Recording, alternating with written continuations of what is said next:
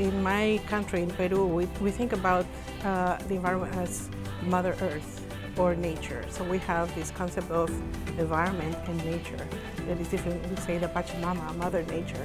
We do not have the degree, but we have the knowledge because we've lived there. That's our life. That's the way we've been raised up, the way we're going to die, the way we're... So it's everything for us. There is local knowledge that sometimes is not incorporated into the concept of science and technical expertise. The fact that there are different valuations means that you have to have different approaches in order to meet those standards. So if you only go to Western science in order to explain your reality, you're not going to even get close to it. Where the experts we have at our disposal who are working with us, they took into account the culture of the people. It's like everything that they have in terms of knowledge land based on the context of Haiti. Translating community knowledge into a framework that's kind of more palatable within a given dialogue process can be a really powerful way to make community voices more heard.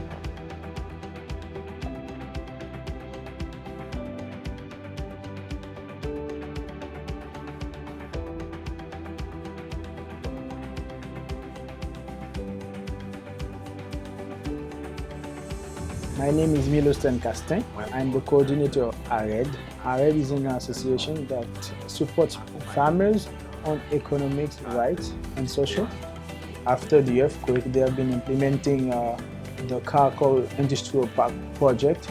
There were a lot of needs in terms of housing and life improvement after the earthquake. Unfortunately, in the implementation of the project, there's negative impact on the communities. And we have been working together, and after that, the community mobilized, and then they filed a complaint, and now the complaint has the result that we talked about. We are currently working in a very complex case, which is the waterway project.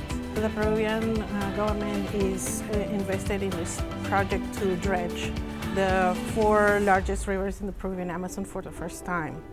And this is, of course, going to affect the main source of food and the biodiversity of the Amazon ecosystem. I work in Brazil with the Belo Monte Dam with the Juruna people. They are indigenous communities that are directly affected by the dam. With their knowledge and the scientific approach is doing a monitoring of the impacts that they're having in their community. It's the most true data that you can have, and really responds to their needs and what they're claiming that is happening to them. This challenges directly the impacts that the companies are telling that they would receive. With this means they're able to defend themselves. In Roatan, we are facing a project of a cruise ship expansion. The expansion consists in a major commercial and recreational area to be built over the water. In the last year, we've had colleagues that have been martyred for standing up to protect the water, to protect the flora, to protect everything.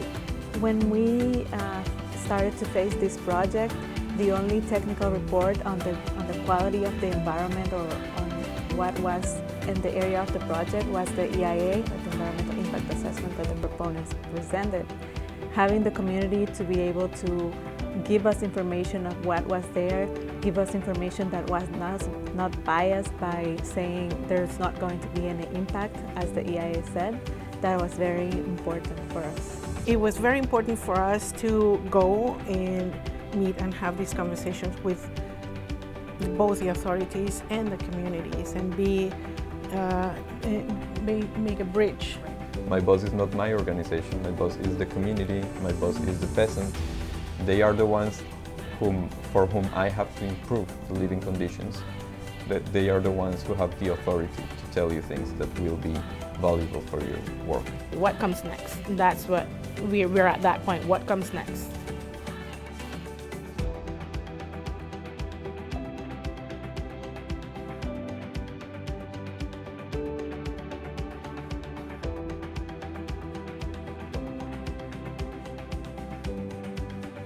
The reason I think that we're here at AAAS is actually to start brainstorming more with the scientific community about how we can form a stronger bond between communities and scientists. This is a platform where communities affected and scientists working with communities have a chance to exchange knowledge. Bringing the issues, showing how are we there in Latin America, and connecting all these human resources that they have here to our issues.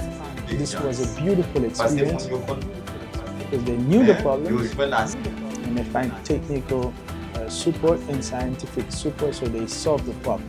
What comes out of that are unique partnerships, and partnerships that are successful because they are organic. It's an amazing feeling to be here and see that someone is listening and someone cares, and that there are scientists around the world that really cares and are interested in helping out in the community.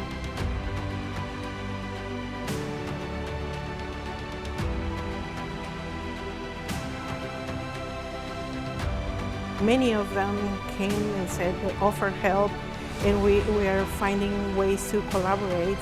We can share information and contact, so this is absolutely wonderful. I feel proud and honored, even though the circumstances that we're going through now, but out of every bad situation, something good and positive has to come out.